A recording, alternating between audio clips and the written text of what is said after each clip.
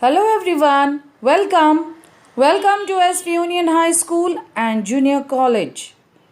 Our subject today is EVS 1 Standard 5 Part 1. We are going to discuss chapter number 10 Getting to Know India. So let us begin with the map of India. The following map shows you all the important rivers in India.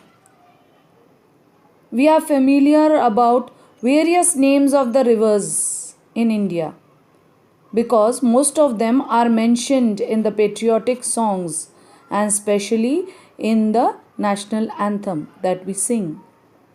Our country is rich with many rivers, mountains, and plateaus. Some of them are shown on the map. Let us name the rivers that we can see in the map. Towards the northern part of India, we can see Brahmaputra, Ganga, Yamuna, Indus, Jhelum, Ravi, Satluj, Chenab, Brahmaputra, then Yamuna, Narmada, Mahanadi, Tapti, Godavari, Krishna, Kaveri, etc.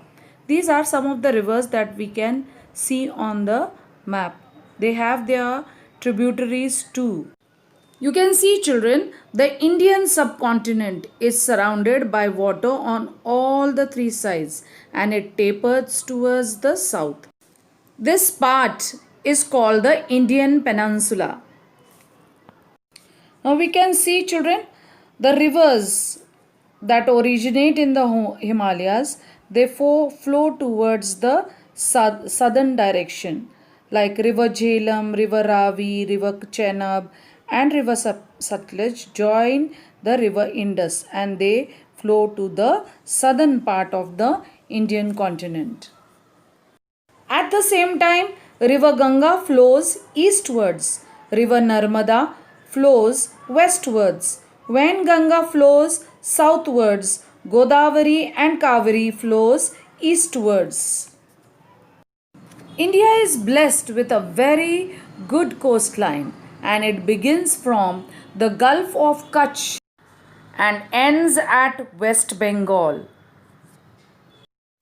We have the Gulf of Kutch and Gulf of Khambat in Gujarat west and Gulf of Mannar in the southern part of India. Thus, we can say the physical setup of Indian subcontinent is diverse in nature. It comprises of various rivers, mountains, plateaus, plains, islands, forests, deserts, etc. The lofty Himalayan mountain ranges form the northern boundary of Indian subcontinent. The Indian peninsula has the Arabian Sea to its west and Indian Ocean to its south and Bay of Bengal to its east. Apart from the rivers, there are some lakes that flow throughout India. Some of them are Valnar, Dal, Chilka, Koleru, Lonar and Pulicat. The expanse of our country is very large and the height above sea level varies and goes up to even beyond 8,000 meters. Therefore, the weather condition changes from region to region. Let us see the important mountains of India. The Himalayan mountain ranges, the Sahyadris, the Satpura mountain ranges, the Vindhya ranges and the Aravalli mountain ranges. These are some of the mountain ranges. And if we see the hills, and some of the hills are Nalamala Hills, Mahedragiri and Malayagiri. Let us see the plateaus. We have Deccan Plateau, Telangana, Chota Nagpur Plateau, Karnataka Plateau and Malwa Plateau.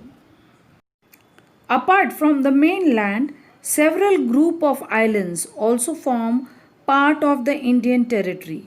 They are as follows: the Lakshadweep Islands in the Arabian Sea, and the Andaman and Nicobar Islands in the Bay of Bengal.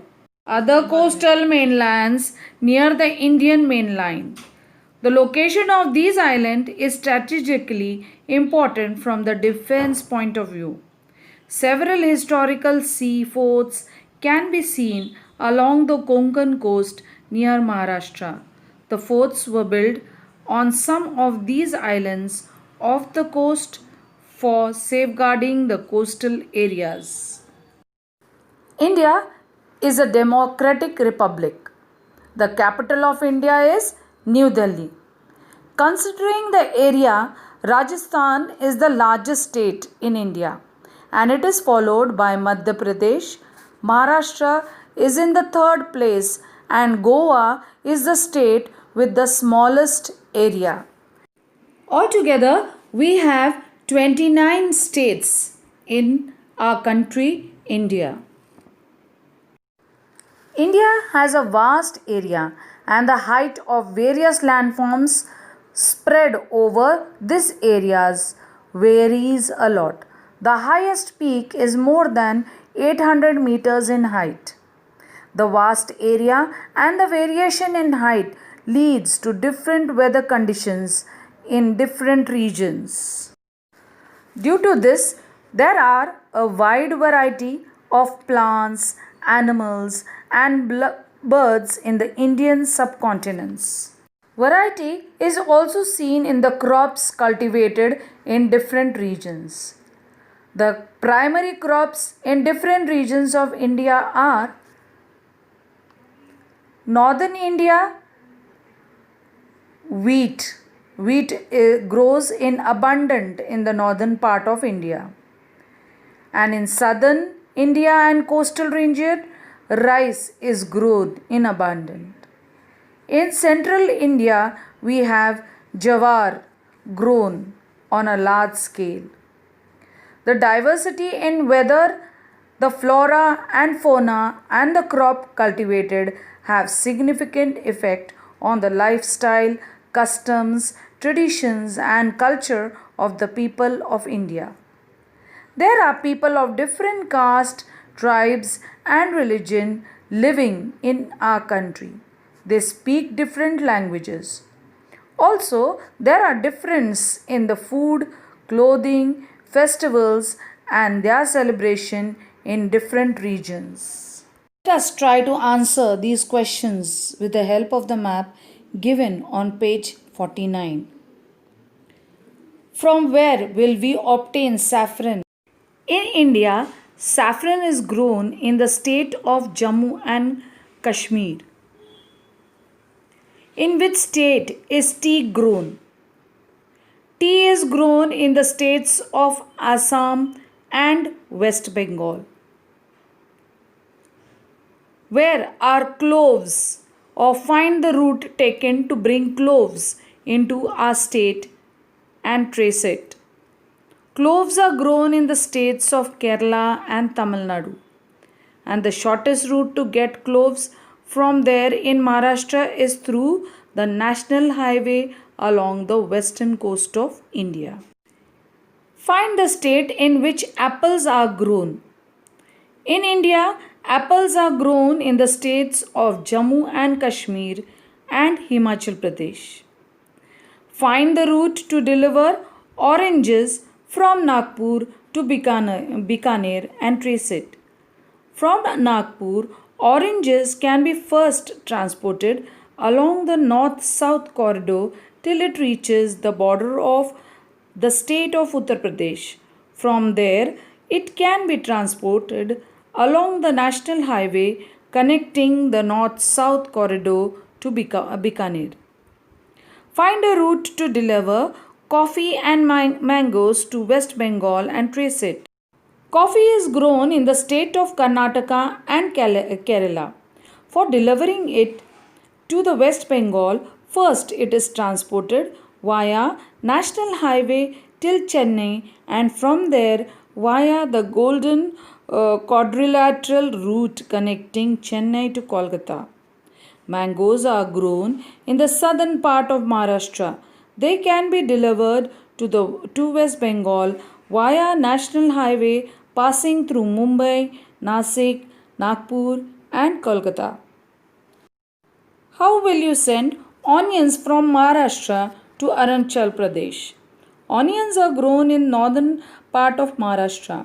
To deliver them to Arunachal Pradesh, first they should be transported via the national highway connecting to the east west corridor. From here it can be transported it till Assam and from there via national highway till Arunachal Pradesh. I hope, children, you have understood this explanation of mine.